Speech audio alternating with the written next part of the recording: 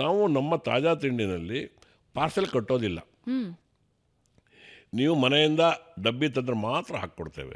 ಯಾತಕ್ಕೆ ಅಂತ ನೀವು ಕೇಳ್ಬೋದು. ಸ್ವಿಗ್ಗಿ ಝೊಮ್ಯಾಟೊ ಕೊಡೋದಿಲ್ಲ. ಹ್ಮ್ ಹ್ಮ್ ಹ್ಮ್ ನಾವು ತುಂಬ ಡಿಮಾಂಡ್ ಇದೆ ಸ್ವಿಗ್ಗಿ ಝೊಮ್ಯಾಟೊ, ನಾವು ಕೊಡೋದಿಲ್ಲ. ಆ 2 ಕೇಂದ್ರದಲ್ಲಿ ಮಾತ್ರ.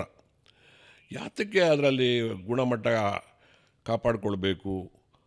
ಅದರಲ್ಲಿ ಪಾರ್ಸೆಲ್ ಕೊಟ್ಟರೆ ನನ್ನ ಹೋಟೆಲಿಂದ ಒಂದು 100 kg ಗಾರ್ಬೇಜ್ ಮತ್ತು ಡಿಪಾಸಿಟ್ ಆಗುತ್ತೆ ಕಾರ್ಪೊರೇಷನ್ಗೆ. ಒಂದು 100 kgನಾದರೂ ನಮ್ಮ ಹೋಟೆಲ್ ಮುಖಾಂತರ ಹೋದರೆ ನಾವು ಒಂದು ಕಾಂಟ್ರಿಬ್ಯೂಷನ್ ಇರಬೇಕು. ನಮ್ಮ ಗ್ರಾಹಕರಿಗೆ ಮತ್ತು ಆ ಒಂದು ಕೈಚೀಲ ಡಬ್ಬ ತೊಗೊಳ್ಬೋದು ಅರಿವು ಬಂದರೆ, ಇವತ್ತು ಬೆಂಗಳೂರಿನಲ್ಲಿ ಎಲ್ಲರೂ ಅದು ಪಾಲನೆ ಮಾಡಿದ್ರೆ ಲಕ್ಷಾಂತರ kg ಗಾರ್ಬೇಜು ಬೀಳುವಂಥದ್ದು ಕಡಿಮೆ ಆಗ್ತದೆ. ಏನೂ ಬೇಡ, ಮಹಿಳೆಯರು ಒಂದು ಬ್ಯಾಗು ಮಾರ್ಕೆಟ್ಗೆ ಹೋಗ್ಬೇಕಾದ್ರೆ ಒಂದು ಡಬ್ಬಿ ತೊಗೊಂಡೋದ್ರೂ ಕೂಡ ಎಷ್ಟೋ ಗಾರ್ಬೇಜ್ ಕಡಿಮೆ ಆಗ್ತದೆ.